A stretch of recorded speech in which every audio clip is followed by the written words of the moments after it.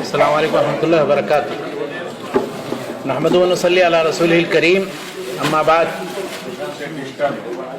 मोहतरम भाइयों, तो सबसे पहले तो मैं आप लोगों का शुक्रगुजार हूँ, इतने बड़े मजमा से खिताब करने का मौका मिल रहा है। हम जब मक्के में होते हैं तो लोग आते हैं उम्रा करने के लिए, तो हम उन्हें दुआ देते हैं अल्लाह ताला आपका उम्रा कबूल करे। यहाँ मैं आए हैं तो अब दुआ ये कर रहे हैं कि अल्लाह ताला हम सब लोगों को दीन की सही समझ अता करे, उस पर अमल करने की तौफीक दे और उसकी तरफ लोगों को दावत देने की भी तौफीक दे। मेरा जो मौजू है वो उसमें कुछ आपने अहले हदीस का लफ्ज़ देख करके हैरत का इजहार किया होगा कि ये क्या चीज़ है, मतलब अहले हदीस कौन होते हैं। आपको मैं बताऊं कि कुछ नाम, कुछ जगहें और कुछ जमातें ऐसी हैं कि जिनको इतना बदनाम किया गया है और इतना उनके खिलाफ साजिशें की गई और इतना उन्हें हर तरह से मतून करने की कोशिश की गई, लेकिन वो इतने सख्त जान हैं कि अब तक जिंदा हैं और ख़त्म नहीं हुए। बल्कि उनकी दावत ऐसी है कि वो अभी भी, देखिए, पूरी दुनिया में बहुत ही तेज़ी के साथ फैल रही है उनकी दावत। आप यूरोप में जाइए, अमेरिका जाइए, अफ्रीका जाइए, एशिया के मुल्कों में घूमिए। जब दावत ये शुरू हुई थी, और ये दावत कोई नई दावत नहीं है, दावत का मफहूम ये है उस चीज की तरफ दावत देना जो सहाबा कराम, ताबईन, तबा ताबईन और अइम्मा कराम और मुहद्दिसीन और फुक़हा का मसलक था, उसकी तरफ दावत, उसकी तरफ सारे मुसलमानों को बुलाना और गैर मुस्लिमों को उसी इस्लाम में दाखिल करना जो इस्लाम सारे सहाबा और ताबईन, तबा ताबईन का इस्लाम था। कोई मुसलमान इससे इख्तिलाफ करने की जरूरत कर सकता है, लेकिन अफसोस ये है कि जब ये दावत शुरू हुई 12वीं सदी हिजरी के अंदर, उसकी नशत सानिया कह लीजिए, रीनाइसेंस, बर्र सगीर के अंदर शाह वलीउल्लाह रहमतुल्लाह अलैह मुहद्दिस देहलवी, उन्होंने सन 1143 हिजरी में जब हिजाज का सफर किया और मक्के मदीने में 2 साल रहे, वो उन्होंने हदीस पढ़ी। जो शख्स भी हदीस पढ़ता है तो लाजिमन वो उससे मुतासिर होगा। अगर वो उससे मुतासिर नहीं होता, उसके अंदर हदीस पर अमल करने का जज्बा नहीं पैदा होता, तो उसने दरअसल हदीस नहीं पढ़ी। कोई शख्स जिसने सही बुखारी, जो असहुल कुतुब बाद किताबिल्लाह है, यानी कुरान मजीद के बाद सबसे सही किताब दुनिया के अंदर, अगर कोई शख्स सही बुखारी पढ़ता है और उसके मुताबिक रसूलुल्लाह सल्लल्लाहु अलैहि वसल्लम के तरीके के मुताबिक अमल नहीं करने की कोशिश करता है, उसके अंदर जर्रा बराबर भी कोई जज्बा नहीं पैदा होता है, कोई तब्दीली नहीं पैदा होती है, मुझे समझ में नहीं आता है कि वो बुखारी क्या पढ़ रहा है। सही मुस्लिम, जो सही बुखारी के बाद दूसरे दर्जे की सही तरीन किताब है, ये भी बहुत से मदारिस में पढ़ाए जाते हैं, लेकिन उसके अंदर अगर तब्दीली का जज्बा ना पैदा हो तो आप ये समझिए कि वो हदीस या अल्लाह के रसूल सल्लल्लाहु अलैहि वसल्लम की सुन्नत या सीरत, बस जैसे हम कुरान मजीद बिला समझे बूझे पढ़ने के आदी हैं, उसी तरह से हदीसें भी पढ़ते चले जा रहे हैं बिला समझे बूझे। अमल नहीं करना है, उसकी तरफ तवज्जो नहीं देने की जरूरत है, ना अपने आप को तब्दील करने की जरूरत है। इससे ज्यादा अफसोसनाक सूरत हाल कुछ नहीं हो सकती। मैं देखिए दूसरी तरफ निकल गया, मैं इसी तरह से इधर उधर निकलूंगा, लेकिन मैं घूम घूम करके फिर आऊंगा अपनी जगह। शाह वलीउल्लाह ने 2 साल यहां, 2 साल से कुछ ज्यादा अरसा गुजारा। जब आए तो उन्होंने ये समझा, जब हदीस का मुताला किया, कि हदीसें तो जिन चीजों की तरफ दावत दे रही हैं वो सलफ सालिहीन का मसलक है, अकीदे के बाब में हो, चाहे तज़किये नफ्स के बाब में हो या फ़िक़ही मसाइल के सिलसिले में हो, तो उम्मत को बजाय कि टुकड़े टुकड़े बट जाएं, तज़किया और तसव्वुफ़ के बाब में कोई चिश्ती, कादरी, नक्शबंदी, मुजद्दिदी हो जाए, फ़िक़्ह के अंदर हनफी, शाफ़ी, मालिकी, हम्बली हो जाए, अकीदे के अंदर कोई अशरी, मातुरिदी और कुछ कुछ मुख्तलिफ मुअतज़िली और कुछ कुछ हो जाए, ये बिल्कुल दुरुस्त नहीं है। इस्लाह की राह फिर उन्होंने मुतय्यन की बर्र सगीर में। जब वो वापस गए 2 साल के बाद 1145 हिजरी में, तो अपनी दावत शुरू की। पूरा माहौल शिर्क और बिदात और खुराफात और रस्म और रिवाज से समझिए पुर था। कहीं किसी जगह रोशनी भी टिमटिमाती हुई नजर नहीं आती थी। कहीं कहीं अगर कुछ हदीस की किताबें पढ़ी पढ़ाई भी जाती थी तो बरकत के लिए सिर्फ पढ़ी पढ़ाई जाती थी, बलाएं दूर करने के लिए पढ़ाई जाती थी। सही बुखारी का आपने सुना होगा, कहीं कहीं किसी जगह पढ़ा जाता है उसको 30 पारे में तकसीम करके। जब कोई मुसीबत मुसलमानों को नाजिल होती है तो बुखारी पढ़ते हैं ताकि मुसीबत नाजिल हो।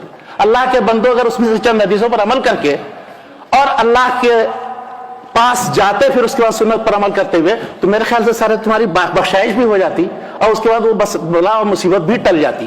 اور جن شرک و بدعات اور خرافات میں مبتلا ہیں، جن چیزوں کو ہم نے اسلام سمجھ رکھا ہے، ان سب سے نجات مل جاتی اور ہمیں سمجھ میں آ جاتا کہ صحیح اسلام کیا ہے اور غلط اسلام جس کو ہم نے، یا آمیزش والا اسلام جس کو ہم نے اسلام سمجھ رکھا ہے، وہ کیا ہے. ان دونوں میں بہت فرق ہے.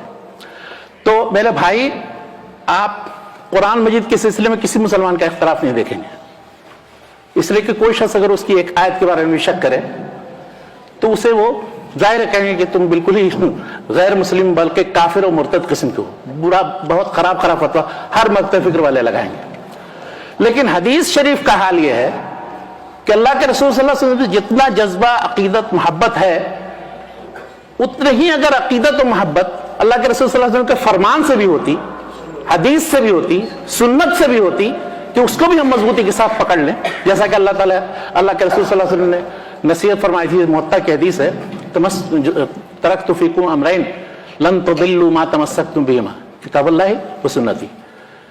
تم لوگ یہ دو چیزیں مضبوطی کے ساتھ پکڑ لو، پکڑے رہو گے گمراہ نہیں ہوگے، اللہ کی کتاب اور میری سنت. تو کہنا یہ تھا، شاہ ولی اللہ رحمۃ اللہ علیہ جو واپس گئے 1145 ہجری میں، تو انہوں نے جب یہ ماحول دیکھا بر صغیر کا، اور اب تک بہت سے لوگ اسی میں مبتلا ہیں، انہوں نے بہت حکمت کے ساتھ ایک تحریک چلائی کہ سلف صالحین کے مسلک کی طرف کیسے رجوع کیا جائے. چنانچہ انہوں نے حدیث کی کتابوں کو پڑھنے پڑھانے کا سلسلہ شروع کیا، رواج دیا اس کو. یہ بخاری، مسلم، ابو داؤد، ترمذی، نسائی، ابن ماجہ، اس کے پڑھنے پڑھانے کا کوئی سلسلہ نہیں تھا. اس سے پہلے صرف مشکات پڑھی جاتی تھی یا مشارق الانوار پڑھی جاتی تھی، اگر تاریخ کی کتابوں میں آپ دیکھیں. انہوں نے ان 6 کتابوں کے پڑھنے پڑھانے کا سلسلہ شروع کیا، اور پھر بڑی حکمت کے ساتھ انہوں نے مختلف مکاتب فکر کو اکٹھا کرنے کے لیے موطا امام مالک کو منتخب کیا. وہ یہ کہہ کر کے کہ امام مالک رحمۃ اللہ علیہ جو تھے وہ مدینے کے بڑے اہم عالم اور امام تھے، اور انہوں نے موطا جو لکھی ہے، موطا سب سے قدیم صحیح ترین کتاب ہے. اور امام مالک کے اندر سارے مختلف مکاتب فقہ جو ہیں، فقی، حنفی، شافعی، مالکی، حنبلی، سب اسے مل جاتے ہیں. مالکی تو اس لیے کہ ان کے امام ہیں، امام شافعی اس لیے کہ امام شافعی ڈائریکٹ امام مالک کے شاگرد، اور امام ابو حنیفہ کے جو ماننے والے ہیں جن کو حنفی کہا جاتا ہے، ان کے جو بڑے عالم جنہوں نے حنفی فقہ مدون کی وہ ہیں امام محمد بن حسن. امام محمد بن حسن بھی ڈائریکٹ امام مالک کے شاگرد ہیں. اور امام احمد بن حنبل کا حال یہ ہے کہ امام احمد بن حنبل امام مالک کے شاگردوں کے شاگرد ہیں، امام شافعی کے شاگرد ہیں، اور دوسرے بہت سے جو ان کے شاگرد رہے امام مالک کے.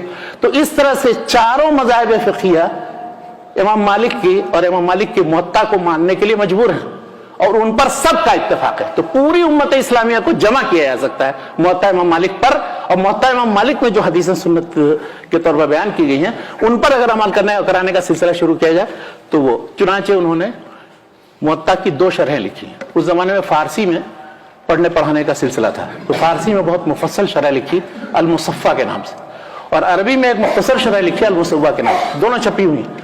افسوس کہ اب فارسی کا چلن نہیں رہا بر صغیر میں، اور 2-3 مرتبہ وہ چھپی، اس کے بعد پھر غائب ہو گئی مارکیٹ سے. ابھی اس وقت ہمارے دوست ڈاکٹر محمد ادریس زبیر، اگر کسی نے نام ان کا سنا ہو، جو محترمہ فرات ہاشمی کے شوہر ہیں، انہوں نے اس کا اردو ترجمہ کرنا شروع کیا ہے، اور کتاب الصلاۃ کے خاتمے تک تقریباً وہ پہنچ گئے ہیں. اور انشاءاللہ وہ اردو شرح جب چھپے گی تو سمجھ میں آئے گا، پڑھیں گے جب لوگ، کہ امام شاہ ولی اللہ رحمۃ اللہ علیہ نے کس طرح سے ایک آسان انداز میں شرح کر کے دکھایا کہ اکثر مسئلے میں جو صحیح اور راجح مسلک ہے وہ حدیث کے مطابق کیا ہے اور حدیث کے خلاف کیا ہے. جو لوگ شاہ ولی اللہ کو کہتے ہیں کہ خاص مکتب فقہ سے وابستہ تھے، ان لوگوں کو سمجھ لینا چاہیے کہ مصفہ کی روشنی میں ان کا مسلک کیا ہے، اور اس کے بعد پھر ان کے طریقے پر جو لوگ بھی اپنا انتساب شاہ ولی اللہ سے کرتے ہیں ان کو یہ دیکھنا چاہیے کہ واقعی ہم شاہ ولی اللہ کے طریقے پر ہیں کہ نہیں. شاہ ولی اللہ نے اس کتاب کے اندر تقریباً 85% مسائل میں، ایک تھے ڈاکٹر مظہر بقا، بہت دنوں تک وہاں مکہ مکرمہ میں تھے، ام القرآن یونیورسٹی میں. انہوں نے کتاب لکھی، PhD کا مقالہ تھا ان کا، اصول فقہ اور شاہ ولی اللہ کے نام سے وہ کتاب چھپی ہوئی ہے. اس میں انہوں نے سارے مسائل کا تجزیہ کر کے دکھایا جن مسائل پر شاہ ولی اللہ نے بات کی ہے. تو دکھایا انہوں نے کہ تقریباً 80 سے 85% مسائل کے اندر انہوں نے حنفی مسلک کے خلاف شافعی مسلک کو یا محدثین کے مسلک کو راجح قرار دیا. اب اگر ایسے حنفی ہونا ہے تو حنفی ہیں اور رہنا چاہیے ایسے حنفی، ہر ایک کو انتصاب کوئی چیز نہیں ہے، کوئی اپنے آپ کو شافعی کہتا ہے، مالکی کہتا ہے، حنفی کہتا ہے، اس سے کوئی فرق نہیں پڑتا ہے. جیسے ندوی ہم کہتے ہیں، قاسمی کہتے ہیں، سلفی کہتے ہیں، اصلاحی کہتے ہیں، اس سے کوئی تفریقہ نہیں پیدا ہوتا. لیکن اگر کوئی شخص جم جائے اس کی بنیاد پر فرقہ پیدا کر لے، یہ ہے تفریقہ جس سے منع کیا گیا. تو اگر شاہ ولی اللہ نے جو یہ راستہ دکھایا ہے حدیث کو پڑھنے، حدیث پر عمل کرنے اور حدیث کے مطابق پھر اس کے بعد اس کی طرف دعوت دینے کا، یہ طریقہ اس کے بعد ان کے آل و اولاد احفاد اور اس کے بعد وہ سلسلہ جاری ہوا. انہوں نے یہ بنیاد رکھی. اس کے بعد ان کے بیٹے شاہ عبدالعزیز رحمۃ اللہ علیہ نے انہوں نے وہی سلسلہ جاری رکھا پڑھنے پڑھانے کا بھی. انہوں نے پھر ایک بہت بڑا کام یہ کیا کہ اس زمانے میں شیعہ افکار، شیعہ مذہب بہت زیادہ تیزی کے ساتھ پھیل گیا. تو انہوں نے ان پر قدغن لگانے کے لیے، شاہ ولی اللہ نے بھی کتابیں لکھی شیعوں کے رد میں، ازالۃ الخفا عن خلافۃ الخلفاء، قرۃ العینین فی تفضیل الشیخین. لیکن شاہ عبدالعزیز نے یہ کیا کہ انہوں نے مستقل ایک ایسی کتاب لکھ دی فارسی میں تحفہ اثنا عشریہ کے نام سے، کہ جو میرے خیال میں پوری تاریخ اسلامی میں شیخ الاسلام ابن تیمیہ کی منہاج السنہ کو مستثنا کر دیا تو اس سے بہتر کوئی کتاب نہیں لکھی گئی شیعوں کے رد میں. اور اس کا اردو ترجمہ بھی چھپ گیا، لیکن پاکستان میں بھی وہ ممنوع ہے، وہ کتاب بین ہے، وہ چھپ نہیں سکتی. اس لیے کہ سیاسی لوگ جو ہوتے ہیں یا حکمراں لوگ ہوتے ہیں ان کے بہت سے مسائل ہوتے ہیں، بہت سی چیزیں پابند ہوتے ہیں. ہم لوگوں کی طرف سے اتنے آزاد نہیں ہوتے ہیں کہ وہ ساری علمی کتابوں سے استفادہ کر سکیں، ہر چیز چھاپنے کی اور چھپنے کی اجازت دیں. بہرحال یہ ان کے مسائل ہیں. تو تحفہ اثنا عشریہ فارسی میں لکھی انہوں نے، اس کا اردو ترجمہ بھی ہو چکا ہے اور برابر وہ چھپتی رہتی ہے اور شائع ہوتی ہے. تو شیعہ فکر پر قدغن لگانے کے لیے اس سے زبردست کوئی کتاب میں نے کہا پوری تاریخ اسلام میں منہاج السنہ کے بعد نہیں لکھی گئی. شاہ عبدالعزیز کے شاگردوں میں جو بہت مشہور شاگرد وہ ان کے نواسے تھے شاہ محمد اسحاق. تو شاہ محمد اسحاق نے پھر اس میں مسند درس ان کی سنبھالی اور مسند درس سے ان سے جتنے فارغین اور ان سے حدیث میں استفادہ کرنے والے لوگ ہیں ان میں دو عالم بہت مشہور ہوئے. ایک سید نذیر حسین محدث دہلوی جن کی وفات 1902 میں ہوئی، اور دوسرے شاہ عبدالغنی مجددی. تو جتنے علماء احناف ہیں ان کا سلسلہ شاہ عبدالغنی مجددی سے ملتا ہے اور شاہ ولی اللہ تک پہنچتا ہے. اور جتنے علماء اہل حدیث ہیں ان کا سلسلہ، اب بلکہ علماء اہل حدیث کے علاوہ بہت سے علماء غیر اہل حدیث بھی جو ہیں جنہوں نے میاں نذیر حسین محدث دہلوی سے استفادہ کیا اور ان کے طریق سے حدیث پڑھنے پڑھانے کا سلسلہ شروع کیا. تو یہ حدیث کی بڑے پیمانے پر نشر و اشاعت کا کام، پڑھنے پڑھانے کا کام، ہر جگہ مختلف مدارس جو قائم کیے گئے ان کا سلسلہ اگر یہ سب سارا یہاں بیان کیا جائے وہ ایک بڑی ضخیم کتاب کی متقاضی ہے. اور افسوس کہ اب تک جتنی کتابیں تاریخ اہل حدیث کے تعلق سے لکھی گئی ہیں ان میں ان سب پہلوؤں کا احاطہ نہیں کیا گیا. تو میں ایک تقریر میں کیسے احاطہ کر سکتا ہوں. کہنا صرف یہ تھا کہ اہل حدیث کی جو دعوت ہے وہ حدیث کی طرف دعوت ہے، بس اور کچھ نہیں. مختصر میں یہ سمجھ لیجیے، کوئی بھی جو بھی چاہے اہل حدیث کو جتنا غلط یا صحیح سمجھتا ہو اس کے کسی بھی تقریر کرنے والے سے، مبلغ سے بہت سخت ناراض ہو، اس کو چڑ ہو، اس کے اخلاق سے چڑ ہو، لیکن اس کے کہنے کا خلاصہ صرف یہ ہوتا ہے کہ دین کے جو اصلی سرچشمے ہیں وہاں تک آ جاؤ، وہاں سے پانی پیو، صاف پانی ملے گا تمہیں. بعد کا جو پانی ہے مختلف نالیوں میں ہو سکتا ہے وہ گدلا ہو، وہ صرف آپ کو یہ کہے گا قرآن پڑھو، توجہ سے پڑھو، ترجمے کے ذریعے پڑھو. صحیح بخاری جو حدیث کی سب سے صحیح کتاب ہے، کسی عالم سے دنیا میں پوچھ لو کہ سب سے صحیح کتاب قرآن مجید کے بعد کیا ہے، وہ کہے گا کہ صحیح بخاری. تو اس کو پڑھو، بس یہی کہے گا آپ سے اور کچھ نہیں کہے گا. اب اس کے بعد آپ کا کام ہے کہ اس کے مطابق عمل کرتے ہیں، آپ نہیں کرتے ہیں عمل. کوئی وسوسہ آ کر کے دلائے کہ نہیں یہ قرآن پڑھو گے تو گمراہ ہو جاؤ گے، حدیث پڑھو گے تو گمراہ ہو جاؤ گے، تو اب اس سے سمجھ سکتے ہیں کہ آپ کو کوئی روک رہا ہے اس سے یا آپ کو اس کی ترغیب دے رہا ہے کہ قرآن پڑھیں اور حدیث پڑھیں اور اس کے مطابق عمل کریں. تو اہل حدیث کی صرف یہی دعوت. میں کہنا یہ چاہتا تھا کہ اہل حدیثوں کو بہت زیادہ جو دلچسپی ہے، رغبت ہے، وہ قرآن اور حدیث اور اس کے علوم فنون پھیلانے، اس کی ترویج و اشاعت اور اس کی طرف لوگوں کو دعوت دینے سے. تو ایک سلسلہ میں نے آپ کو بیان کیا کہ حدیث کے پڑھنے پڑھانے کا جو سلسلہ آج تک ہم لوگ جو پڑھ رہے ہیں، حدیثیں پڑھ رہے ہیں مختلف مدارس کے اندر پورے بر صغیر کے اندر، یہ شاہ ولی اللہ سے یہ سلسلہ شروع ہو رہا ہے اور ان کی سندیں پھر حجاز میں چلی جاتی ہیں. شاہ ولی اللہ کے شاگرد شاہ عبدالعزیز ہوئے، شاہ عبدالعزیز کے شاگرد شاہ محمد اسحاق ہوئے، شاہ محمد اسحاق کے سید نذیر حسین محدث دہلوی، سید نذیر حسین محدث دہلوی تک ہم لوگ 2 واسطے سے پہنچتے ہیں. اب جو لوگ پڑھتے ہوں گے وہ 3 واسطے سے پہنچیں گے. تو ایک جو सैयद नज़ीर हुसैन मोहद्दिस देहलवी के शागिर्द बड़ी तादाद में है, हजारों की तादाद में, बल्कि बहुत से लोग यहाँ से अरब से जाते थे हदीस पढ़ने के लिए, और उनके खानदान वाले अभी भी मौजूद हैं। रियाज में साद बिन हम्द बिन अतीक आल अतीक जो है वो मियाँ साहब के शागिर्द थे, उनसे जाकर पढ़े। यही नहीं, इसहाक बिन अब्दुर्रहमान बिन मोहम्मद बिन अब्दुल वहाब, इसहाक बिन अब्दुर्रहमान बिन हसन बिन मोहम्मद बिन अब्दुल वहाब, यानी मोहम्मद बिन अब्दुल वहाब के पड़ पोते मियाँ साहब के शागिर्द थे, और मियाँ साहब से 1 साल पहले उनकी वफात हुई 1319 में। दिल्ली में जाकर के उन्होंने हदीस पढ़ी। एक शख्स के जिनके वास्ते से सारे अरब जितने उलमा हैं मियाँ नज़ीर हुसैन मोहद्दिस देहलवी तक पहुंचते हैं, वो अली बिन नासिर अबू वादी।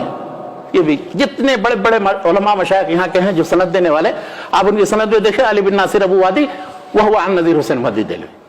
तो कहना यह है कि उनके जरिए अरब और अजम हर जगह हदीस की नशर शात का काम हुआ, पढ़ने पढ़ाने का सिलसिला शुरू हुआ, और इस तरह से चप्पे चप्पे में काला अल्लाह काला रसूल समझिए कि लोगों को सुनाई देने लगा। अच्छा, उनके मशहूर जो उलमा, सिर्फ अगर नाम अभी एक लिस्ट गिनाई जाए तो 20 उलमा का नाम गिनाए जा सकते हैं। उनमें लोगों ने हर तरह खिदमत अंजाम दी। किसी ने हदीस की किताबों की शरह लिखी, जैसे मौलाना शमसुल्लाह क़ज़ीम वादी हैं, उन्होंने अबू दाऊद जो मशहूर किताब है हदीस की, उसकी शरह उन्होंने मबूद और गायतुल मक़सूद लिखी। मौलाना अब्दुर्रहमान मुबारकपुरी हैं जिन्होंने तोहफ़तुल अवज़ी के नाम से तिरमिज़ी की शरह लिखी। इसी तरह मौलाना अहमद हसन देहलवी हैं, उन्होंने मिशकात की शरह तनक़ीहुर रुवात के नाम से लिखी। मौलाना मौलाना वालेकुम सलाम अल्हम्दुलिल्लाह अहमद हसन देहलवी जिन्होंने मिशकात की शरह लिखी। इसी तरह बड़े बड़े उलमा हैं जिन्होंने हदीस की किताबों की शरह लिखी। किसी ने बड़े बड़े इदारे कायम किए, किसी ने हदीस की नशर-ओ-शात के लिए मतबे यानी प्रेस कायम किए और छापने का सिलसिला, किसी ने हदीस की किताबों के तर्जुमे किए। मौलाना वहीदुज़्ज़मा साहब हैदराबादी, असलन लखनऊ के थे, हैदराबाद के रियासत में मुलाजिम हो गए थे। वहां जाकर के उन्होंने पूरी जिंदगी अपनी गुजारी और बड़े ऊंचे मनसब पर थे। ये जितनी हदीस की किताबों के आप तर्जुमे देख रहे हैं ना, बुखारी, मुस्लिम, अबू दाऊद, तिरमिज़ी नहीं, तिरमिज़ी उनके भाई ने की थी, मौलाना बदियुज़्ज़मा साहब। तो ये मौलाना वहीदुज़्ज़मा साहब जो हैदराबादी थे, उनको नवाब सिद्दीक़ हसन खान ने यह मशवरा दिया कि आप ऐसा करें कि हदीस की किताबों के उर्दू तर्जुमे करना शुरू कर दें। चुनांचे उन्होंने बुखारी का तर्जुमा किया, मुस्लिम का तर्जुमा किया, अबू दाऊद का किया, तिरमिज़ी का उन्होंने नहीं किया, उनके भाई बदियुज़्ज़मा साहब लखनवी ने किया। अच्छा, उसके बाद नसई का तर्जुमा किया, इब्न माजा का तर्जुमा किया, और मुवत्ता इमाम मालिक का भी तर्जुमा किया। इन सब किताबों को उर्दू में पढ़ने के लिए, उर्दू दानों के लिए मुहैया कर दिया। जो आज तक आप जितने तर्जुमे देख रहे हैं इन किताबों के छप रहे हैं, कोई बेनियाद नहीं हुआ। अक्सर लोगों ने तो ये किया है कि वही तर्जुमे दोबारा छाप किए हैं, बेनी थोड़ा सा नोक पलक उसकी दुरुस्त करके। जाहिर है 100 साल पहले की जो ज़बान होगी वो कुछ मुख्तलिफ होगी, तो उसमें कुछ मामूली तब्दीलियां कर दी। तो ये तर्जुमा की एक मिसाल है, सिर्फ एक शख्स जो पूरी जिंदगी तर्जुमे का काम, हदीस की किताबों का काम करते रहे। उसके अलावा भी बहुत से काम किए उन्होंने। हदीस की लुगत की किताब भी एक तैयार की, लुगातुल हदीस के नाम से, वो 10 जिल्दों में छपी हुई है। और उसको उसमें लेकिन अफसोस ये है कि वो किताबें अमानतदारी के साथ अब छपती नहीं है। अगर कोई दूसरा आशिर छापता है, मसलन कराची में वो नूर मोहम्मद कारखाने कुतुब कराची से छपी है, अब्दुल हलीम चिश्ती बहुत बड़े फाजिल आलिम हैं, उन्होंने उसमें कुछ तसर्रुफ करके तब्दीलियां करके वो छाप दी हैं 10 जिल्द। बैन ही उसको उसी तरह छापना चाहिए। किसी किताब के अंदर कोई तसर्रुफ करना बगैर मुसन्निफ की किताब की इजाजत जायज नहीं। बहरहाल, तो ये हुआ तर्जुमे का काम। इसी तरह से मियाँ नज़ीर हुसैन मोहद्दिस देहलवी का सिर्फ अगर जिक्र किया जाए तो ये मजलिस सिर्फ मियाँ साहब ही के मतलब खास कीजिए। अब आइए दूसरा सिलसिला शुरू करते हैं, तौहीद और सुन्नत की तरफ दावत, शिर्क और बिदअत के खिलाफ कोशिश। ये तो सारे उलमा ने किया है, उनमें से एक पहलू यह है कि हदीस की खिदमत ये की। इसका सिलसिला जो है वो भी शाह वलीउल्लाह से शुरू होता है। उन्होंने अकीदे की किताब हसनुल अकीदा के नाम से लिखी है, जो अल अकीदतुल हसना के नाम से भी छपती है। उसमें ये सारा अशरी और मातुरिदी तरीका छोड़ दिया, खालिस जो सलफी तरीका है उसके मुताबिक अकीदे की बातें लिखी है। छोटा सा रिसाला है, अरबी में, उर्दू में भी तर्जुमा हो चुका है उसका, मुख्तलिफ ज़ुबानों में। तो ये उन्होंने लिखी। उसके बाद फिर उनके पोते शाह मोहम्मद इस्माइल रहमतुल्लाह अलैह, शाह इस्माइल शहीद जिनको कहा जाता है, जिनकी वफात 1831 में बल्कि शहादत हुई बालाकोट के अंदर, उन्होंने एक किताब तो ऐसी लिखी कि जिसकी वजह से पूरे बरसगीर के अंदर धमाका समझिए एक तरह से हो गया। उन्होंने तक़वियतुल ईमान के नाम से छोटी सी एक किताब लिखी। तक़वियतुल ईमान में जितने शिर्क के मसाइल थे उन सब का ऑपरेशन कर डाला, और उसका इतना अच्छा बेहतरीन उसलूब इख्तियार किया कि सिर्फ आयतें कोट करते हैं बाब के अंदर शुरू में, फिर हदीसें देते हैं, और उसके बाद फिर वो लिखते चले जाते हैं। मुख्तसर उसकी तशरीह या फ़ायदा, बिल्कुल उसको इसी तरह कहा जा सकता है जैसे शेख मोहम्मद अब्दुल वहाब की जो किताब है किताब तौहीद, उसी अंदाज की कि लोग जब तक किताब मिलती नहीं है उस वक्त तो समझते हैं उसमें पता नहीं क्या क्या लिखा होगा, कितना बुरा भला उसमें लोगों को कहा होगा, लेकिन जब पढ़ते हैं तो उसके बाद फिर हैरत होती है कि इसमें तो सिवाय कुरान और हदीस के, उसके तर्जुमे के, उसके में जो चीज़ें मज़कूर हैं उसके अलावा कुछ नहीं। तो मैं कहना ये चाहता था कि ये जो शाह इस्माइल शहीद की किताब है तक़वियतुल ईमान, वो उसका सबसे पहला एडिशन कलकत्ते में सन 1242 हिजरी यानी उनकी शहादत से 4 साल पहले, 1246 हिजरी में शहादत हुई 1831, तो 1827 में वो किताब छपी थी कलकत्ते से। उस किताब की इशाअत के बाद से लेकर के आज तक सारे बिदात और खुराफात को जो दिलदादा हैं उनके यानी उसमें हल्के में बिल्कुल मातम, सफ़े मातम बिछ गए और ऐसी हलचल पैदा हुई, आज तक वो हलचल मौजूद है। उसकी बिना पर उनको लोग काफिर करार देते हैं और उनके मानने वालों को सबको काफिर करार देते हैं। तो ये एक किताब, इसी तरह से एक नहीं, मैंने किसी लेक्चर में यही रियाद में कहा था कि तकरीबन इस तरह की 50-60 किताबें लिखी हैं और उलमा ने तैयार की हैं, जो उर्दू में भी हैं, अरबी में भी हैं, फारसी में भी हैं, और इसके जरिए फिर सही अकीदे की नशर इशाअत का काम हुआ। फिर शाह इस्माइल शहीद ने इस किताब के लिखने के साथ साथ एक ऐसी तहरीक चलाई सैयद अहमद शहीद रहमतुल्लाह अलैह के साथ मिलकर के, जिसको तहरीक शहीदैन कहा जाता है। तहरीक शहीदैन इबारत है 2 चीज़ों से, एक है तौहीद और सुन्नत की तरफ दावत, तो दावत का काम, दूसरा जिहाद, गैर मुस्लिमों से जिहाद, मुसलमानों से जिहाद और क़िताल नहीं जो आजकल बहुत से जिहाद की तंजीमें करती हैं, तो गैर मुस्लिमों से जिहाद। और गैर मुस्लिम उस ज़माने में सिख थे या अंग्रेज थे। तो कहना यह था कि ये 2 मकसद थे, एक तो तौहीद की तरफ दावत, शिर्क व बिदात खुराफात की हकीकत बयान करना, और दूसरी चीज़ जिहाद की तहरीक, गैर मुस्लिमों से जिहाद की तहरीक। तो सैयद अहमद शहीद शाह इस्माइल शहीद ने अपने बहुत से दाई सारे हिंदुस्तान के तूल अर्ज में भेजे। उन्होंने मौलाना वेला तरी सादिक पुरी को बंगाल भेज दिया, मौलाना मोहम्मद अली रामपुरी को मद्रास भेज दिया, इसी तरह से कितने लोग को, किसी को जौनपुर भेज दिया, किसी को बंबई के इलाके में भेज दिया, जिसको जहां भेज दिया वहां उसने तौहीद सुन्नत का प्रचार किया, और उसकी वजह से बहुत से लोग जो है सही दावत से वाकिफ हो सके, सही अकीदे से वाकिफ हो सके, और अल्हम्दुलिल्लाह बड़ी तादाद में खुराफात बिदात का खात्मा हुआ। और बिदात और खुराफात के साथ साथ बहुत सी चीज़ें जो रस्म रिवाज के तौर पर राह पा गई थी, जो गैर मुस्लिमों के असर से, खासतौर पर हिंदुओं के असर से मुसलमानों के अंदर आ गए थे, हत्ता कि नाम भी लोगों ने हिंदुओं जैसा रखना शुरू कर दिया था, और शादी ब्याह के अंदर भी वो सारी चीज़ें अपना ली थी जो हिंदुओं ने। आज तक देखिए मुसलमान बरसगीर में यही हालत है, वो सब उन्हीं के सब रस्म रिवाज हैं जो हम लोगों ने अपनाए हुए हैं। तो अब उनमें से एक मिसाल सिर्फ दूं कि बेवा औरतों की शादी का कोई तस्वुर हिंदुओं के यहाँ नहीं था। अब जिन लोगों ने इख्तियार किया वो मुसलमानों ही से मुतासिर होकर के, इस्लाम से मुतासिर होकर के किया। तो इस चीज़ की भी इस्लाह और उसको रिवाज देने का काम ये तहरीक शहीदैन का था। और भी तहरीक शहीदैन के जरिए रस्म रिवाज के खिलाफ, शिर्क बिदात के खिलाफ और दूसरे बहुत से सारे जितने मज़ाहिर थे बिदात के, उन सब के खिलाफ बड़े पैमाने पर पूरे बरसगीर में, जिसका नतीजा क्या हुआ, उसका रद्द-ए-अमल ये हुआ कि फिर दूसरी तरफ से भी उन पर हमला करना शुरू किया लोगों ने।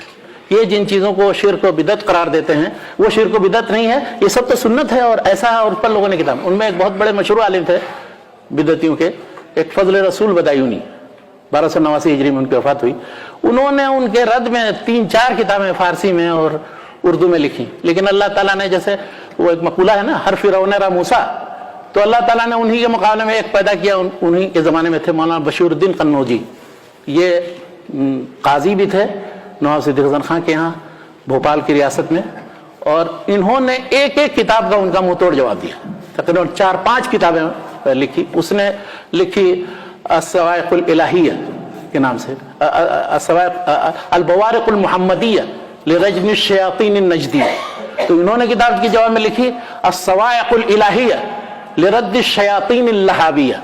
इसी तरह से उनकी किताबों के नाम है, ये सब फारसी में लिखी गई।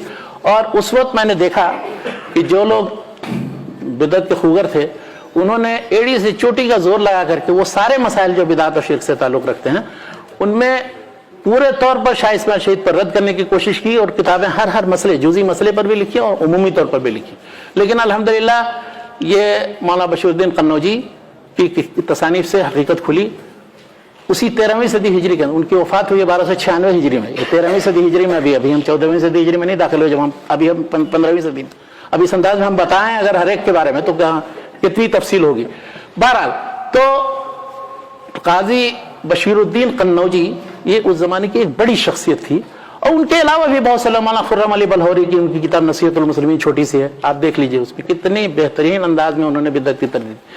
नवाज सिद्दीक हसन खां जिनका जिक्र भी आ रहा है इंशाल्लाह, उनके वालिद मौलाना औलाद हसन कन्नौजी थे, उन्होंने एक किताब लिखी हिदायतुल मोमिनीन के नाम से, सारे बिदात खुराफात शिरकियात और शियों के खासतौर पर जो बिदात जो मुसलमानों में दर आई थी उन पर रद्द किया। इस तरह तकरीबन मतलब 20 आलिम 13वीं सदी हिजरी में मिलते हैं, उनकी किताबें छपती हैं, कभी आज तक भी छप रही हैं, कुछ किताबें हैं। हारिकुल अशरार के नाम से एक नज्म है, बेहतरीन नज्म है, जिसमें सारे बिदात का ऑपरेशन है। नवाब सिद्दीक हसन खां जो उस जमाने की बड़ी अहदसाज शख्सियत है, और कोई भी बर सगीर की तारीख लिखे, इल्म हदीस की तारीख लिखे, इस्लाह और तजदीद की तारीख लिखे, नवाब साहब का नाम नजरअंदाज नहीं करते, चाहे वो अरबी के अंदर हो, फारसी के अंदर हो, उर्दू के अंदर हो, और इल्म हदीस की नशर शात के ताल्लुक से उनके कारनामे इतने ज्यादा हैं। जैसे सैयद नजीर हुसैन मोहद्दिस दहलवी ने पूरी जिंदगी तकरीबन 1258 हिजरी से लेकर के 1320 हिजरी तक उन्होंने 62 साल दर्ज दिया हदीस का, और उनके हजारों शागिर्द हैं। उसी तरह नवाब सिद्दीक हसन खान ने तकरीबन 20 साल का अरसा सिर्फ पाया था, वो भोपाल में वो थे, भोपाल में वो गए थे मुलाजमत करने के लिए, और वो शादीशुदा थे। वहाँ पूरी अमानतदारी के साथ वो हुकूमत के जितने काम थे वो करते थे। बाद में नवाब शाहजहां बेगम जो बेवा हो गई थी और उनके शौहर का इंतकाल हो गया था, जो वहाँ की मलिका थी, तो उसने सोचा कि सारे बहुत से उमूर में आदमियों की जरूरत पड़ती है, शौहर अगर हो तो उससे मशवरा किया जा सकता है, तो उन्होंने खुद ख्वाहिश जाहिर की थी नवाब सिद्दीक हसन खान से शादी करने की। तो नवाब साहब ने पहले तो बहुत इनकार किया, लेकिन जब उन्होंने बहुत इसरार किया, कहा नहीं हम आपको बहुत मोतमद पाते हैं और बहुत ज़्यादा मतलब आप हमारा साथ देंगे उस मिशन में जो आपके भी पेश नज़र है और हमारे भी पेश नज़र है, कि एक तो एक रियासत में अमन अमान हो और यहाँ खलफशार ना हो, दूसरी चीज़ है कि इल्मी और दीनी एतबार से इस रियासत का नाम अच्छी तरह से सरबलंद हो। तो आखिर में उन्होंने फिर रजामंदी का इजहार किया और उन्होंने शादी कर ली उनसे। तो ये शाहजहां नवाब शाहजहां बेगम की रजामंदी और उन्हीं की तलब पर शादी की। कुछ लोग ये कहते हैं कि नवाब साहब ने शादी कर लिया, उसके बाद उन्होंने सराय दिखाया, अंदाजा लगाइए, ये सब बहुत बड़ा इत्तेहाम है। बहरहाल कहना यह है कि नवाब साहब ने जो शादी की और उसके बाद फिर किसी के पास अगर दौलत आ जाए तो वो क्या करेगा, उसको अपने लिए इस्तेमाल करेगा, अपने बाल बच्चों के लिए, और अपने जमीन जायदाद बनाएगा। नवाब साहब ने क्या किया, उस पूरी दौलत को, पूरे अपने जाती दौलत को भी, इसलिए को बड़े ऊंचे मनसब पर थे, मलका ही के शौहर हैं, और अपने जो तनख्वाह थी और हुकूमत का जो वो मद था उसको उन्होंने कई तरह के कामों में लगाया। उससे सबसे बड़ा काम ये किया कि बड़े बड़े उलमा और फजला जो उस जमाने के थे सबको भोपाल में जमा किया। हदीस के बहुत बड़े आलिम जिस तरह से नजीर हुसैन मोहद्दिस दहलवी थे, इसी तरह एक यमन से आए हुए एक आलिम थे हुसैन बिन मोहसिन यमानी, उनकी वफात 1327 में हुई। वो शौकानी के एक वास्ते से शागिर्द थे, तो वो उनको नवाब साहब ने रख लिया था वहीं कि आप यहीं रहिए, यहीं दर्स दीजिए। तो हदीस के बहुत बड़े, आप जिसके भी हालात देखेंगे आज से 100 साल 150 साल पहले के लोगों के, उसमें आप देखेंगे कि हदीस उसने नजीर हुसैन मोहद्दिस दहलवी से पढ़ी और हुसैन बिन मोहसिन से पढ़ी, नजीर हुसैन से और हुसैन बिन मोहसिन से, इसलिए यही दोनों जमाने में बहुत मारूफ थे हदीस पढ़ने पढ़ाने के मैदान। तो उनको बुलाया, मौलाना सलामतुल्लाह जराजपुरी आजमगढ़ के इलाके के थे, उनको बुलाया। काजी बशीरुद्दीन कन्नौजी वो वहीं जब तक जिंदा रहे, वो फिर काजी रहे वहाँ। उनकी वफात के बाद 1296 के बाद फिर काजी शेख मोहम्मद बिन अब्दुल अजीज मछली शहरी, वो भी बहुत बड़े मुहद्दिस और आलिम थे, वो फिर चले आए। इस तरह से बड़ी तादाद उलमा की, मौलाना मोहम्मद बशीर सासवानी वो वहाँ चले आए। तो एक बड़ा इल्मी मजमा कायम किया। और अल्हम्दुलिल्लाह मतलब उसके बाद फिर यानी मुख्तलिफ जो दीनी काम हुए इंशाल्लाह उसकी तरफ नमाज के बाद तवज्जो देंगे इंशाल्लाह। अस्सलाम वालेकुम। तो हमने अभी जो गुफ्तगू की उस सब की गुफ्तगू का खुलासा यह था कि बर-ए-सग़ीर के अंदर इस्लाही तहरीक शाह वलीउल्लाह ने शुरू की। ये ले चलिए, तो बर-ए-सग़ीर में इस्लाही तहरीक शाह वलीउल्लाह ने शुरू की। ये जदीद दौर में मतलब नशत सानिया कह लीजिए, हदीस की तरफ दावत, सुन्नत की तरफ दावत, इसको जो नाम भी आप दे लीजिए, मौलाना मसूद अला नदवी की किताब है हिंदुस्तान की पहली इस्लामी तहरीक। तो शाह वलील्लाह से शुरू किया, उसके बाद फिर उनके लड़के शाह अब्दुल अजीज, फिर उसके बाद सैयद अहमद शेख शाहिद शहीदैन की तहरीक। बर्र सगीर में जो कुछ भी आप इस्लाही काम आप देख रहे हैं, जो मुख्तलिफ इस्लाही जमातें आप देख रहे हैं, जो भी ये तालीमी अदारे आप देख रहे हैं, जो भी तौहीद सुन्नत के नज़ारे देख रहे हैं, ये सब सिर्फ तहरीक शहीदैन की देन है। उसी के असरात हैं सारे जो अभी तक चले आ रहे हैं। इसलिए इस तहरीक और इसके हमागीर असरात से मुतल्लिक बहुत लंबी चौड़ी गुफ्तगू हो सकती है, और इस पर बड़े बड़े उलमा और मुहक्किकीन ने दाद तहकीक दी है। मौलाना गुलाम रसूल मेहर साहब की 4 जिल्दों में किताब है, 2 जिल्दों में सैयद अहमद शहीद के नाम से और 2 जिल्दों में जमात मुजाहिदीन और सरगुज़श्त मुजाहिदीन के नाम से। एक डॉक्टर क़यामुद्दीन अहमद थे पटना के अंदर, उन्होंने वहाबी मूवमेंट इन इंडिया के नाम से, हिंदुस्तान में वहाबी तहरीक के नाम से, ये सारे वही वहाबी थे जिनको बदनाम किया जाता है, गैर मुक़ल्लिद हैं, वहाबी हैं, ये लामज़हब हैं वगैरह वगैरह। उन्हीं के जरिए सारा इस्लाही काम हुआ है। सही अकीदे की तरफ रहनुमाई, सुन्नत की इशाअत। मैंने ये 2 पहलू सिर्फ बयान किए थे अभी पिछले गुफ्तगू में, और पहुंचा था नवाब सिद्दीक हसन खान तक। नवाब सिद्दीक हसन खान ने भोपाल में एक इल्मी मजलिस जमाई, बड़े बड़े उलमा फजला को जमा किया। उसके बाद उन्होंने मंसूबा बंदी के तहत, हम लोग बहुत से काम करते हैं बगैर मंसूबा बंदी के, बस शुरू कर देते हैं, पहुंचेगा नहीं पहुंचेगा, काम होगा नहीं होगा, कुछ परवाह नहीं होती। नहीं, उन्होंने क्या किया, अब सुनिए, जो 4-5 मैदान में उन्होंने काम किए। पहला मैदान ये कि उन्होंने हदीस की किताबों के तर्जुमे के लिए लगा दिया मौलाना वहीदुल नासिर हैदराबादी को, कुतुब सित्ता के तर्जुमे और दूसरी किताबों के तर्जुमे उन्होंने करवाए। नंबर 1 काम। दूसरा काम ये किया कि हदीस की किताबें हिफ्ज करने के लिए मुकाबला रखवाया। बहुत से लोगों ने हिफ्ज की हदीस की किताबें, बुखारी पूरी पूरी हिफ्ज कर ली, बुलुगुल मराम किसी ने हिफ्ज कर ली, किसी ने मिशकातुल मसाबी हिफ्ज कर ली। उसमें एक बहुत मशहूर एक नाबीना आलिम थे, उन्होंने भी हिफ्ज की थी, मौलाना अब्दुल तव्वाब साहब गज़न, मौलाना अब्दुल तव्वाब अलीगढ़ी थे, उन्होंने हदीस की किताब बुखारी हिफ्ज कर ली थी। तो हिफ्ज करने पर इनाम रखा था बाकायदा, वो इनाम के वो मुस्तहिक हुए थे। इसी तरह तीसरा काम ये किया कि हदीस से किस तरह लगाव था उनको, वो मैं बता रहा हूं आपको। हदीस की किताबों में सबसे सही किताब, जैसे कि मैंने कहा, किसी आलिम से दुनिया के पूछ लें, चाहे वो किसी में मख्तलिफ फिक्र का कि सही बुखारी है, उसकी सबसे अहम शरह, बल्कि पूरी कुतुब हदीस की शुरू में सबसे जो अहम शरह है वो फतहुल बारी है। किसी से भी पूछ ली, सारे लोग पढ़ते हैं फतहुल बारी को। फतहुल बारी को दुनिया में सबसे पहले शाये जो है नवाब सिद्दीक हसन खान ने किया और करवाया। वो मतबा बुलाक मिस्र में अपने खर्चे पर 13 जिल्दों में छपी थी, और फिर यही नहीं कि सिर्फ वहीं पर छपवा करके छोड़ दिया, हिंदुस्तान में उसका एक अलग एडिशन छपवा है जो लेथो पर छपा था, मतबा अंसारी दिल्ली से, यानी अरब ममालिक में टाइप के हुरूफ में, और आज तक वो एडिशन मौजूद है, फोटो लेकर के छपता रहता है।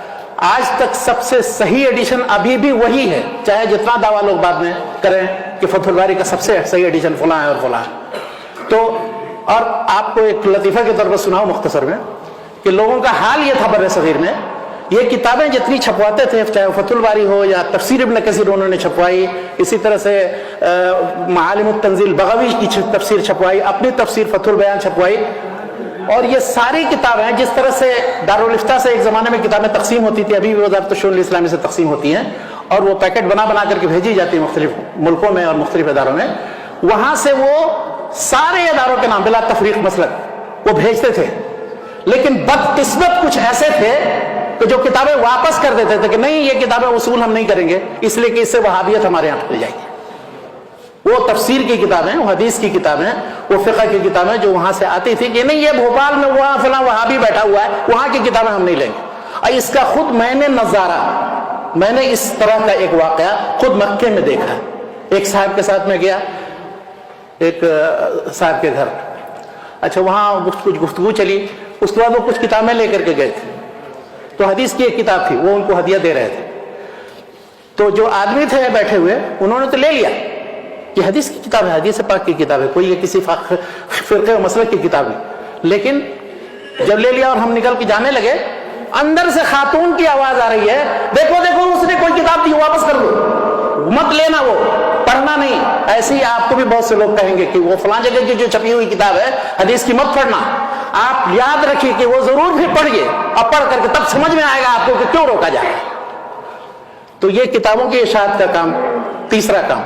चौथा काम ये किया उन्होंने कि सारे जितने تعلیم گاہیں اور ادارے اپنے پوری ریاست کے اندر، بھوپال کے اندر ان کی تنظیم اور ترتیب کا کام کیا. اسلامی عدالت قائم کی، قضا اور عدالت، جہاں پر قاضی مقرر تھے قاضی بشیر الدین قنوجی، اور اسی طرح سے قاضی ان کے بعد جو ہے قاضی شیخ محمد مچھلی شہری.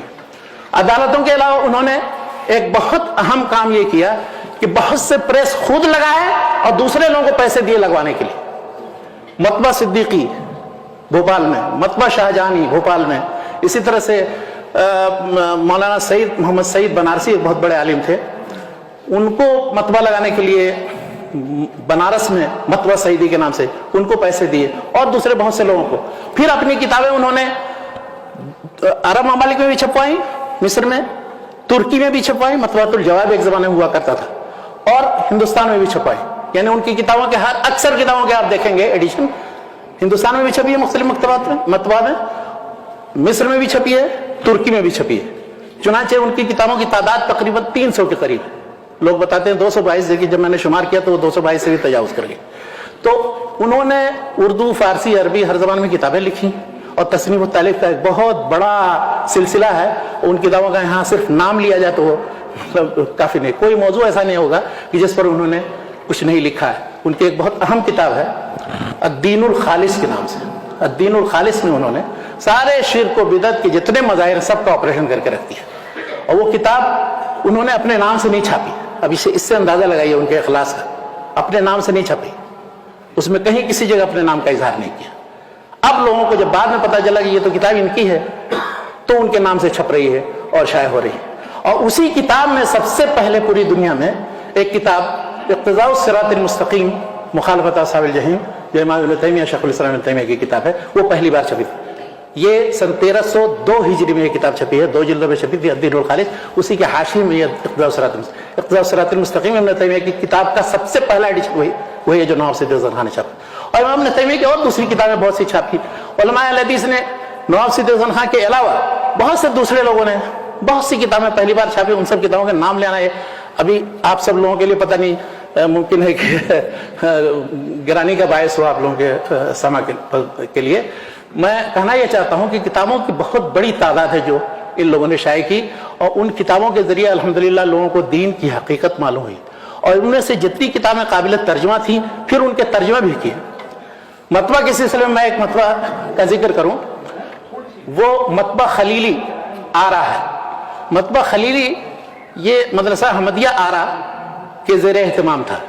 وہاں سے حدیث کی کئی کتابیں، ترجمے کی کتابیں، نصابی کتابیں بہت سی چھپی.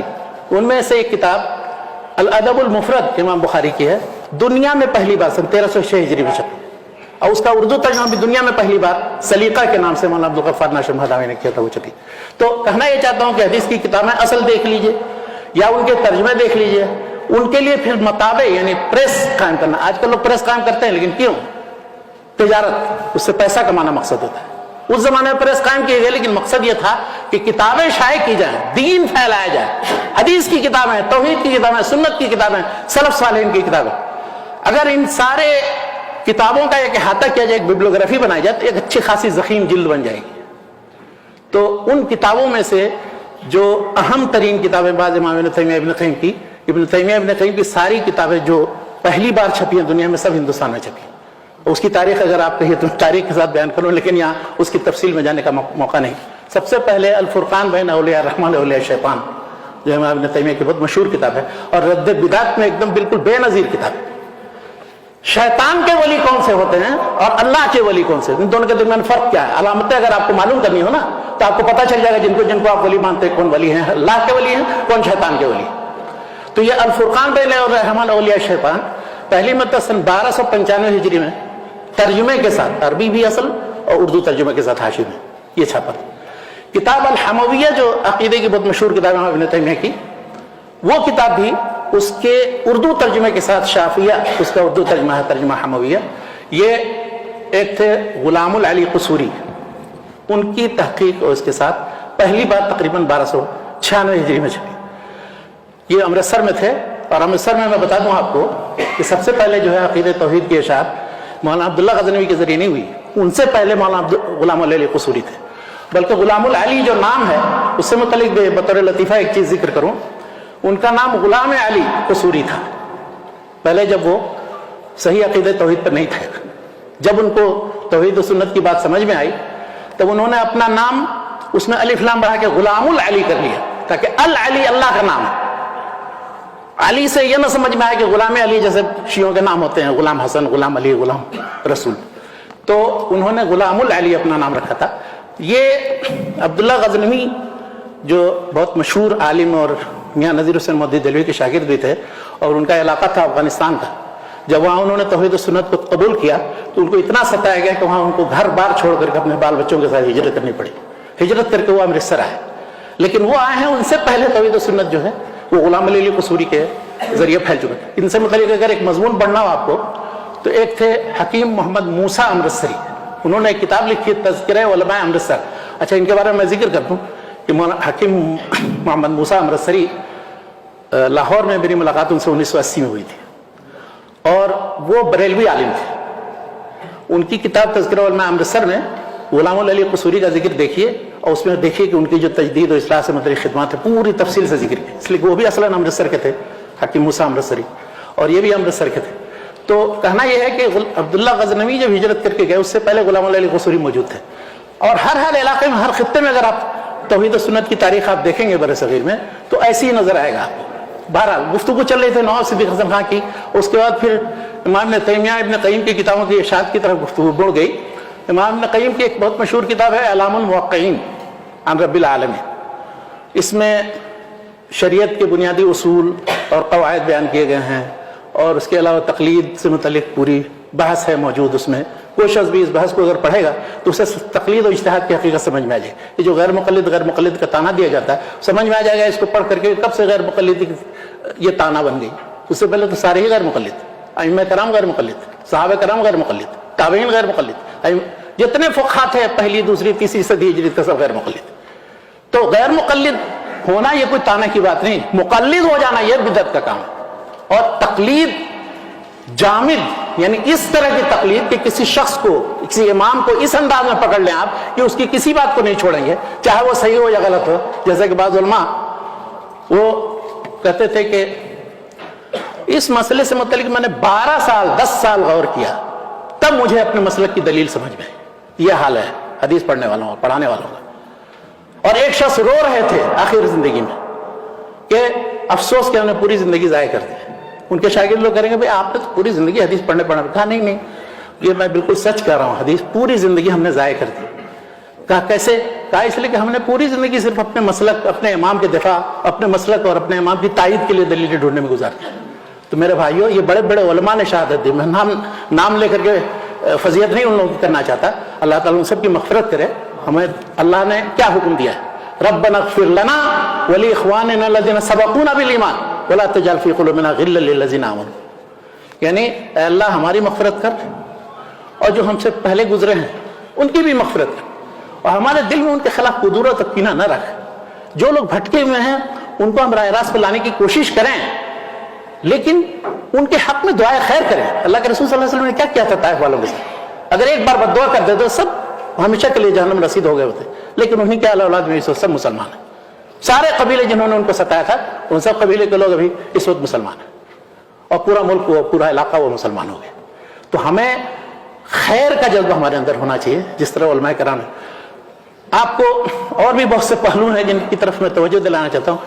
مدارس اور تعلیم گاہیں قائم کرنے کا جو سلسلہ ہے یہ بھی ان علماء نے کیا, اور ان کا مقصد یہ تھا کہ کتب حدیث کی, قرآن کی اور فقہ کی, عقیدے کی تعلیم دی جائے. چنانچہ اس وقت چپے چپے میں بر صغیر کے ہندوستان, پاکستان, بنگلہ دیش, ہر جگہ آپ دیکھیں گے, نیپال میں, ہر جگہ اتنے بڑی تعداد مدارس قائم ہوئے ہیں کہ جن کو شمار نہیں کیا جا سکتا. جو گوشوارے ابھی بعض ممالک کے آئے ہیں وہ بھی سب ناقص ہیں.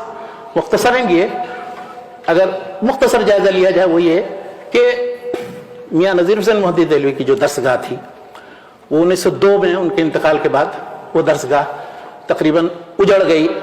ان کے بعد پھر آیا مولانا محمد بشیر ساسوانی ان کی جگہ پر حدیث پڑھانے. تھوڑے دنوں کے بعد 6 سال کے بعد وہ بھی انتقال کر گئے. 1320 میں میاں نذیر حسین کا انتقال ہوا, 1326 میں مولانا بشیر ساسوانی کا انتقال ہوا. लेकिन मियाँ साहब के जो शागिर्द थे वो जो पूरे मुल्क के तुल अर्ज में फैले, मुल्क वो बड़े सगीर जो तकसीम नहीं हुआ था उसकी बात कर रहा हूँ, एक एक ने अपने अपने इलाके में एक एक दरसगाह कायम की, और बड़ी बड़ी दरसगाह हैं जो उनमें सबसे बड़ी बड़ी जो दरसगाह हैं उनमें मौलाना इब्राहिम आरवी जिनकी वफात 1901 में हुई, उन्होंने सन 1297 हिजरी में एक मदरसा अहमदिया आरा की बुनियाद डाली थी। आरा बिहार के अंदर पड़ता है और उस मदरसे का ढांचा अब भी मौजूद है, बल्कि मदरसा भी अब तक कायम है। ये 1297 हिजरी तकरीबन 1880 या ऐसी कुछ तकरीबन पड़ेगा 12। तो उस वक्त उनका मकसद ये था कि निसाब तालीम की इस्लाह की जाए, अरबी ज़बान की तालीम पर तवज्जो दी जाए, हदीस की तालीम व ताल्लुम का इंतज़ाम हो, और ज़्यादा से ज़्यादा हदीस की किताबों के तर्जुमे हों, शाये किए जाएँ। चुनांचे उन्होंने एक प्रेस भी कायम किया। पहली मरतबा मदारिस की तारीख में हॉस्टल यानी तलबा को रखने के लिए, स्टूडेंट्स को रखने के लिए हॉस्टल का तस्वर उन्होंने ही दिया, मौलाना इब्राहिम आरवी ने। और इससे पहले क्या था, लोग मदरसे में पढ़ते तो थे जाकर के उस्ताद से, लेकिन खाने का इंतजाम कभी फलां के पास, कभी फलां के पास, कभी फलां घर में, इस तरह से जागीरें होती थी। लेकिन उन्होंने सबसे पहले हॉस्टल बना के, ताकि ये जो दर दर की ठोकरें खानी पड़ती है तलबा को और इज्जत नफ्स उससे मजरूह होती है, वो ख़त्म हो जाए। उन्होंने सबसे पहले ये सिलसिला मदारिस के अंदर शुरू किया कि मुज़ाकरा इल्मिया के नाम से एक बड़े जलसे का एहतमाम किया। उसकी रुदादें अब भी मौजूद हैं, आप देखिए। उसमें देवबंद से भी, अलीगढ़ से और सारे मुख्तलिफ इलाके से लोग, मुख्तलिफ मकाते फ़िक्र के लोग आते थे, मुख्तलिफ तालीमी मसाइल, मजहबी मसाइल, दीनी मसाइल से मुतल्लिक़ मशवरे करते थे और गुफ्तगू करते थे। मतबा उन्होंने कायम किया। पहली मतलब शायद किसी मदरसे की तारीख में ये बिदअत ईजाद हुई, कि बिदअत हसना है, कि बिदअत ईजाद हुई कि एक प्रेस कायम किया जाएगा जहां से तवातुर इरशाद का काम होगा। अब तो बहुत से मदारिस में प्रेस है। तो ये सारे काम उन्होंने किए, और इन सब को मैं अपनी तरफ से नहीं कर रहा हूँ। अल्लामा सैयद सना नदवी का नाम हर एक ने सुना होगा, या जिन लोगों ने भी सुना होगा, उन्होंने हयात शिबली के अंदर और इसी तरह से तराजिम उलमा हदीस हिंद के मुकदमे में और दूसरी मुख्तलिफ जगहों पर उन्होंने इस बात की शहादत दी कि मौलाना इब्राहिम आरवी कितने दूर अंदेश किस्म के आदमी थे, और किस तरह से उन्होंने ये मदरसा कायम किया था, और किन बुनियादों पर कायम किया था, और कैसा मदरसा था। और वो मरकजी मदारिस में था। जब अल्लामा शिबली नवानी ने एक जलसे में नदवतुल उलमा के ये मशवरा दिया कि कुछ बड़े बड़े मदारिस मुकर्रर कर लिए जाएं और दूसरे छोटे छोटे मदारिस उनसे मुल्हक कर दिए जाएं, तो उनमें जिन मदरसों का नाम लिया, देवबंद का नाम लिया, नदवा का नाम लिया, और मदरसा अहमदिया आरा का नाम लिया, और फैज़ आम कानपुर का नाम लिया। तो इससे अंदाजा लगा सकते हैं कि उस जमाने में कितना बड़ा वो इदारा और मदरसा था। दूसरा एक बड़ा इदारा जो उलमा अहले हदीस में से बाद में लोगों ने कायम किया, वो है मदरसा दारुल हदीस रहमानिया दिल्ली। दारुल हदीस रहमानिया दिल्ली ये 1339 हिजरी में कायम हुआ, मुताबिक 1921 होगा शायद। तो ये शेख अताउर रहमान, शेख अब्दुल रहमान दो ताजिर थे, उनको अल्लाह ताला ने दिल में बात डाल दी। चुनांचे मौलाना अब्दुल अज़ीज़ रहमाबादी के कहने से उन्होंने वहाँ पर उसकी बुनियाद डाल दी, और अल्हम्दुलिल्लाह उसकी इमारत अब भी कायम है दिल्ली में। लेकिन अफसोस कि वो इमारत तो है, लेकिन वो दूसरों के हाथ चली गई। वो एक स्कूल के तौर पर अभी सोच चल रहा है। उसके बाद एक मरकजी अदारा हिंदुस्तान में तकसीम के बाद जामिया सलफिया बनारस में कायम हुआ, जिसके बहुत से फारिगीन अभी शेख अब्दुल कुद्दूस साहब बैठे हुए हैं, हाफिज़ ताहिर साहब, हाफिज़ इस्माइल वगैरह, मैं भी वहीं का प्रोडक्ट हूँ। और अल्हम्दुलिल्लाह हर जगह तकरीबन उनके फारिगीन फैल गए हैं, पूरी दुनिया में फैल गए हैं। तो वो 1963 में कायम हुआ, उसकी बुनियाद पड़ी। 1966 से तालीम शुरू हुई, अब इस वक्त अल्हम्दुलिल्लाह अब तक जारी है। पाकिस्तान में उसके मुकाबले में अगर आप देखिए 1955 में जामिया सलफिया की बुनियाद पड़ी फैसलाबाद के अंदर, और 1957 से बाकायदा तालीम की इब्तिदा हुई। तो उस वक्त से लेकर के अल्हम्दुलिल्लाह अभी तक कायम है। और यही सिर्फ मदारिस नहीं, बहुत से मदारिस पर अभी अगर अब जिन इदारों का नाम लिया जाए तो वो तो ठीक है, लेकिन जिनका नहीं नाम लिया जाएगा कहेंगे देखिए फलां इदारे का जिक्र नहीं किया। हम ये कह सकते हैं कि सैकड़ों मदारिस और इदारे हैं कि जहाँ पर तौहीद सुन्नत की तालीम हो रही है, और अल्हम्दुलिल्लाह वहाँ से बड़ी तादाद में उलमा फारिग हो रहे हैं और तौहीद सुन्नत की तरफ दावत दे रहे हैं। ये मदारिस का सिलसिला हुआ। मतावे प्रेस का हमने जिक्र किया। इसी तरह से एक पहलू और ले लीजिए, पर्चे, रिसाले, जरायद, इनकी इशाअत का बंदोबस्त भी 19वीं सदी से लोगों ने किया। सबसे पहला बाकायदा और पूरे बर्र सगीर के पैमाने पर पढ़ा जाने वाला जो रिसाला था या मैगजीन था, वो इशाअत सुन्नह के नाम से था। 1878 में मौलाना मोहम्मद हुसैन बटालवी ने उसे शाये करना शुरू किया था, और उसमें जितने उस जमाने में दो इंतहा पर पहुंचे हुए लोग थे, यानी या तो बिल्कुल बिदात और खुराफात में गर्क थे, शिर्क व बिदात में मुब्तला, उन लोगों पर भी रद्द है, दूसरी तरफ बिल्कुल तजद्दुद पसंद हजरात, जिनको नेचरी कहा जाता था, जो सर सैयद अहमद खां और उनके मानने वाले, जो हर चीज़ को अक्ल की कसौटी पर परखने के लिए और उसके बगैर मानने के लिए तैयार नहीं थे, उन लोगों पर, यानी सर सैयद अहमद खां उनके ग्रुप पर भी तनकीद, उसमें तजद्दुद पसंदों पर, मॉडर्निस्टों पर तनकीद, और दूसरा बिदात के जो दिलदादा उन पर भी तनकीद, और बहुत से मसाइल के सिलसिले में उसमें बहसें, आप उसकी पूरी फाइलें मौजूद हैं, उठा करके देखिए कि सबसे बड़े एक फितने का जो इंसदाद उन्होंने किया और उसके सिलसिले में जो पहल उन्होंने की, वो फितना था कादियानियत का फितना। गुलाम अहमद कादियानी, जिसने नबूवत का दावा किया था, शुरू में तो आए कि मैं इस्लाम की तायीद कर रहा हूँ और उसके लिए दलाइल मुहैया कर रहा हूँ, बराहीन अहमदिया लिख रहा हूँ वगैरह वगैरह, लेकिन बाद में जब लोगों पर खुला, अरे इसने तो महदी होने का दावा कर दिया, मुजद्दिद होने का दावा किया, उसके बाद मसीह मऊद होने का दावा कर दिया, अब बाद में फिर नबी होने का।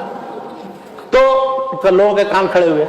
ये उन्हीं के इलाके के थे, करीब थे, उन्होंने पहले दिन से उनको पकड़ा, वो अपने पर्चे इशाअतुस सुन्ना के अंदर उनको रगेदा, हर शुमारे में इतना ज्यादा उसको मतलब लताड़ा और उसको उसके एक एक चीज पर उसको रद्द किया उस पर, कि आप शायद उस जमाने के मुआसरीन में किसी शख्स को आप नहीं पाएंगे जिसने इतना ज्यादा रद्द लिखा, खासतौर पर 1891 तक, 91 जिसमें उसने नबूवत का दावा किया था, उस वक्त तक, या 1878 में पर्चा निकलना शुरू हुआ, अंदाजा लगा सकते कितना रद्द किया। फिर इसी पर इक्तफा नहीं किया, कादियानियों को सबसे पहले गैर मुस्लिम करार देने का जो फतवा है वो मौलाना मोहम्मद हुसैन बटालवी के जरिए, उन्होंने यही नहीं सिर्फ किया कि सिर्फ उलमा अहले हदीस से फतवा लिया, पूरी उलमा बर्र सगीर जितने, चाहे वो देवबंदी हो, बरेलवी हो, जो भी हो, इसलिए कि इस मसले में सब मुत्तफिक है, खत्म नबूवत के मसले में सारे उलमा, एक इस्तिफ्ता तैयार किया और सारे उलमा से उन्होंने फतवा जमा किया। पहली बार उन्होंने कादियानियों को काफिर करार देने के लिए फतवा जमा किया, जिसकी वजह से वो गुलाम अहमद कादियानी इतना परेशान हुआ कि उसको समझ में नहीं आ रहा था कि इसका क्या जवाब। हमेशा लिखता था कि ये बटालवी जो सब लोगों को गुमराह कर रहा है। उसका हाल ये था कादियानी का कि वो अपने मुत्तबीन को कहता था वो सहाबी है, अपनी बीवी को कहता था वो उम्महातुल मोमिनीन में से, नऊज़ु बिल्लाहि मिन ज़ालिक। तो सब चीजों का मजाक उन्होंने उड़ाया। उस जमाने के पर्चे अगर आप पढ़ें तो आपको अंदाजा होगा कि कितना मतलब किस अंदाज में, और कोई पहलू नहीं छोड़ा। एक पर्चा उसका निकलता था कादियान से और उसमें कुछ लिखा, फौरन उसका नोटिस लेना। दूसरी शख्सियत जिसने गुलाम अहमद कादियानी और कादियानियत की रद्द में कलम उठाया और मुनाजरे किए और 30 से ज्यादा किताबें लिखी हैं, मज़ामीन तो ढेरों, बल्कि एक मुस्तकिल पर्चा मुसलमान के नाम से निकाला और मुरक़्क़े कादियानी के नाम से, वो है मौलाना सनाउल्लाह अमरसरी, मौलाना अबुल वफ़ा सनाउल्लाह अमरसरी। उनकी वफ़ात 1948 में हुई, लेकिन उन्होंने पर्चा जो है अहले हदीस के नाम से 1903 में शुरू किया था। तो 1903 से लेकर के और गुलाम अहमद कादियानी के मरने तक, यानी 1908 तक 5 साल उनका ताक़ुब किया। इतना जिच हुआ, वो परेशान हुआ कि आखिर में वो ये कह करके मरा, ये उसने कह दिया था, कहा था कि हम में से जो, इसने बहुत मुझे परेशान किया, हम में से जो झूठा है वो सच्चे की जिंदगी में मर जाए। अल्लाह का करना है वो मर गया। और मौलाना सनाउल्लाह अमरसरी उसके 40 साल तक जिंदा रहे, 40 साल के बाद। तो अंदाजा लगाइए जिस शख्स के फितने, वो कादियानी को खड़ा किया था असल में अंग्रेजों ने, ताकि मुसलमानों के अंदर और मजीद तफरीका फैले। कादियानियों के अलावा उन्होंने ईसाई मिशनरियों के जरिए, आर्या समाजियों के जरिए तरह तरह के फितने फैलाए थे। उस जमाने में जो पादरी होते थे, नाम मुसलमानों जैसा होता था, पादरी अब्दुल हक, पादरी बरकतुल्लाह। तो उस जमाने में जिन लोगों ने उनका नोटिस लिया, उन्होंने मौलाना सनाउल्लाह अमरसरी का नाम आता है और बहुत से दूसरे उलमा हैं। मैं तफसील में जाना नहीं चाहता। मतलब एक बहुत बड़ा मैदान यह है दिफाए इस्लाम का, जहां इस्लाम पर कोई आंच आ जाए तो उसमें यह देखने की जरूरत नहीं कि कौन पहले रद्द करेगा, हम तैयार हैं उसके लिए। इस बात की शहादत सैयद सुलेमान नदवी ने मारिफ के अंदर दी है। जब मौलाना सनाउल्लाह अमरसरी का 1948 में इंतकाल हुआ तो उन पर जो शजरा लिखा है या उनके वफात पर जो लिखा है, उसमें लिखा, ये अल्फाज नोट कीजिए, जाकर के उस शुमारे में आप देखिएगा। उन्होंने ये लिखा कि उनका हाल ये था पूरी जिंदगी कि जहां जिस जगह किसी भी फितने के उभरने की अगर इत्तला मिलती थी तो फौरन उसके लिए मौलाना तैयार रहते थे उसको कुचलने के। बल्कि यहां तक लिखा है उन्होंने कि अगर अभी शाम को कोई फितना तुलू हुआ तो सुबह तक उसका रद्द करने के लिए मौलाना तैयार। ये इसकी शहादत सैयद सुलेमान नदवी ने दी है। तो कहना यह है कि मौलाना सुलेमान नदवी بہت بڑی معروف اہم شخصیت ہے سیرت النبی، انہوں نے لکھی، علامہ شبلی نعمانی کے شاگرد تھے اور دارالمصنفین ان کے ذریعے قائم ہے. ان کی یہ شہادت ہے، میں اپنی طرف سے یہ بات نہیں کر رہا ہوں. یہ ایک میدان ہے. اسی طرح سے ایک میدان اور لیجئے علماء الحدیث کی خدمات کا، اس لیے کہ صرف اب میں رؤوس الموضوعات ہی اور صرف نام صرف گناؤں گا، اس سے زیادہ تفصیل تو نہیں بتا سکتا. وہ عربی ادب اور صحافت کے میدان میں، عربی ادب اور صحافت کے میدان میں بھی چند جو بڑے بڑے چوٹی کے علماء تھے جو عرب دنیا میں ابھی اتھارٹی سمجھے جاتے ہیں، ان کا نام لے لیجیے اگر کسی عربی ادب کے محقق کے سامنے تو کہ فلاں حیران ہو جاتے ہیں. اس میں 3 آدمی، اور یہ شہادت بھی ایک دیوبندی عالم جو مولانا انور شاہ کشمیری کے شاگرد تھے، مولانا سعید احمد اکبر آبادی، ان کی شہادت ہے. اور مولانا سعید احمد اکبر آبادی کے شاگرد میرے والد صاحب تھے مولانا شمس الحق سلفی. مولانا شمس الحق صاحب نے مجھے بتایا ان کی شہادت یہ تھی کہ اس وقت یعنی آزادی سے پہلے پورے بر صغیر کے پیمانے پر 3 عربی کے ادیب اور محقق ہیں، اور تینوں ہی وہابی ہیں. ایک علامہ عبدالعزیز میمنی الراجپوتی، جن کی وفات 1978 میں ہوئی. دوسرے مولانا محمد صورتی، یہ بھی بہت چوٹی کے عالم تھے. ایک چھوٹی سی کتاب ہے اظہار العرب کے نام سے، جو عربی ادب اور شعر کا انتخاب ہے، جو اکثر مدارس میں پڑھائی جاتی ہے. وہ انتخاب انہی کا تیار کیا ہوا ہے، اور اکثر لغت و ادب کی کتاب پر ان کے حواشی ہیں. تو مولانا محمد صورتی، جن کی وفات 1942 ہجری میں عیسوی میں ہوئی. تیسرے ایک تھے بنارس کے، جن کو ہم لوگوں نے دیکھا ہے، وہ ہیں بنارس کے جو تھے مولانا عبد المجید حریری. تو وہ عبد المجید حریری بھی عجیب غریب شخصیت تھی ان کی، بالکل عربوں کے لہجے میں عربی زبان میں گفتگو کرتے. یہاں ایک عرصے کے لیے آئے تھے وہ، اور ان کا کام تھا کہ شاہی لائبریری جو تھی، اس شاہی لائبریری کی فہرست بنانے اور تنظیم و ترتیب کا کام ان کے ذمہ تھا. چنانچہ وہ کام کیا انہوں نے. ایک زمانے تک انڈین قونصلیٹ جدہ کے اندر وہ کام کرتے رہے، اور پھر واپس جب گئے ہیں ہم نے ان کو دیکھا ہے، وہ آخر عمر میں بہت ضعیف ہو گئے تھے، مسجد میں ان کو دیکھا ہے بنارس کے اندر.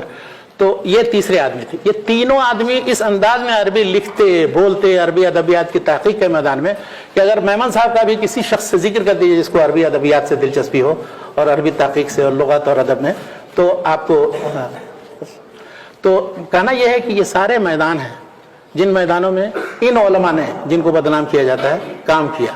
اور ان سب لوگوں کے ذریعے ہم تک جو دعوت کے میدان میں ہو، تعلیم و تربیت کے میدان میں ہو، مدارس کے اندر ہو، اسی طرح سے صحافت کے میدان میں ہو، عربی زبان و ادب کے میدان میں ہو، جو ذخیرہ پہنچا ہے، اگر ان کی تاریخ ہم کچھ پڑھیں اور کچھ تھوڑا بہت مطالعہ کریں تو آپ کو حقیقت معلوم ہو جائے گی کہ ان کو کیوں بدنام کیا جا رہا ہے اور کیوں ان سے دور کرنے کی کوشش کی جا رہی ہے. میرا تو کہنا یہ ہے کہ کبھی اللہ تعالیٰ سوچ سمجھ عطا کرے تو ضرور ان کی کتابیں دیکھیے اور پڑھیے، چاہے وہ کتابیں بین ہوں. بعض ممالک میں کتابیں بین ہیں، مثلا البریلویہ کے نام سے کتاب لکھی ہے علامہ احسان علی ظہیر نے، وہ پاکستان میں اب نہیں چھپتی. انہوں نے کیا ہے، میری ان سے ملاقات تھی، وہ کہتے ہیں انہوں نے بہت سے فرقوں پر کتابیں، 12 کتابوں کا سیٹ ہے. انہوں نے شیعوں پر رد میں 6 کتابیں لکھی، قادیانیت کے رد میں لکھی، بریلویوں کے رد میں لکھی. ان کا طریقہ یہ تھا لکھنے کا، اور عربی میں ساری کتابیں لکھی ہیں. ان کا جنازہ بھی مدینے میں ہوا، یہاں پر وفات ہوئی. ریاض میں پہلے ان پر نماز جنازہ پڑھے گی، اس کے بعد پھر مدینے میں نماز جنازہ پڑھے گی. وہ ان کا طریقہ یہ تھا، انہوں نے بتایا کہ جب جس فرقے پر کتاب لکھنی ہوتی ہے تو اس کی اصل کتابیں ہم طلب کرتے ہیں، اس سے اقتباسات جمع کرتے ہیں، لیٹتے ہیں، اور کوئی چیز کسی فرقے کی طرف ایسی منسوب نہیں کرتے جس کا وہ قائل نہیں ہے. چنانچہ البریلوی میں یہی کیا، آئینہ دکھا کے رکھ دیا ہے. اب وہ بڑا پریشان ہے، چلا رہے ہیں، اس کا جواب قیامت تک کوئی نہیں دے سکتا ہے، اس لیے اس کو بین کر دیا. السلام علیکم ورحمۃ اللہ.